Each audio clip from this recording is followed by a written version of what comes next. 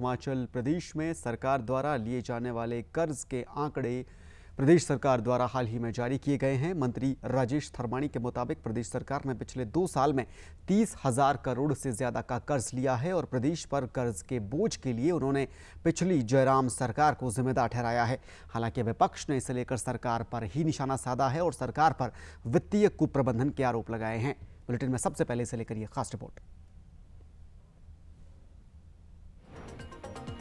वित्तीय संकट से जूझ रहे हिमाचल प्रदेश में कर्ज का आंकड़ा 1 लाख करोड़ का स्तर छू रहा है और इसके लिए पक्ष विपक्ष एक बार फिर आमने सामने है।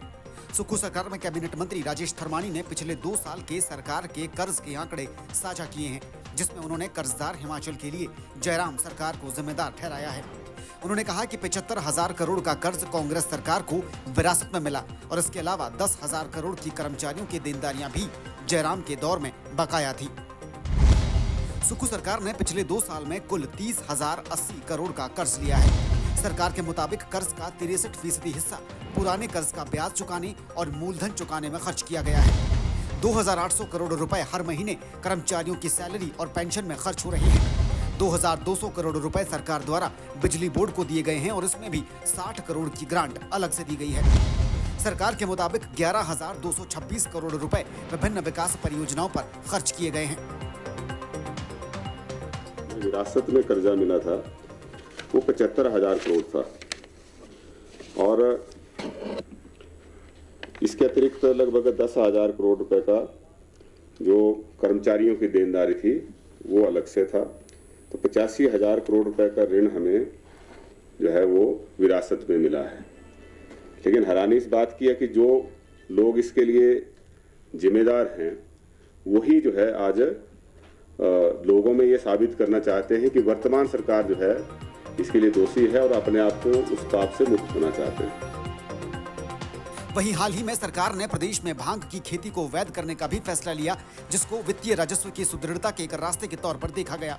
इस पर जयराम ठाकुर ने सरकार को घेरा है और कहा है कि राजस्व पाने के लिए सरकार ऐसे फैसले ले रही है जिसको पूरी तरह नियंत्रित रखना काफी मुश्किल होने वाला है।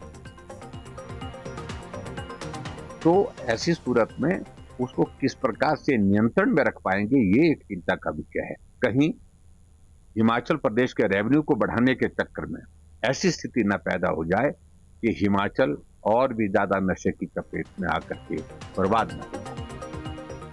उधर मंडी के नाचन से भाजपा विधायक विनोद कुमार ने हिमाचल में कर्ज लेने की प्रथा के लिए कांग्रेस पार्टी और पूर्व मुख्यमंत्री स्वर्गीय वीरभद्र सिंह की सरकार को जिम्मेदार बताया। उन्होंने कहा कि वीरभद्र सरकार में कर्ज लेने की प्रथा शुरू हुई और शांता कुमार की सरकार में प्रदेश कर्ज मुक्त हुआ, लेकिन कांग्रेस ने फिर से इस प्रथा को हवा दी और प्रदेश को कर्ज के दलदल में फंसा दिया। चाहे आम जनमानस की बात हो, चाहे कर्मचारियों की बात हो, उसमें आमजन को भी पूरी तरह से खुश करने का काम किया था। आमजन की बेहतरी के लिए काम किया गया था उस सरकार के माध्यम से। और मुझे ध्यान में है, क्योंकि मैं उस वक्त राजनीति में नहीं था, लेकिन ये जो कर्मचारियों का एक 7, 9, 14 का जो था एक इशू, शायद उस वक्त की सरकार ने उसको करने का काम किया था, जो मेरे ध्यान में है।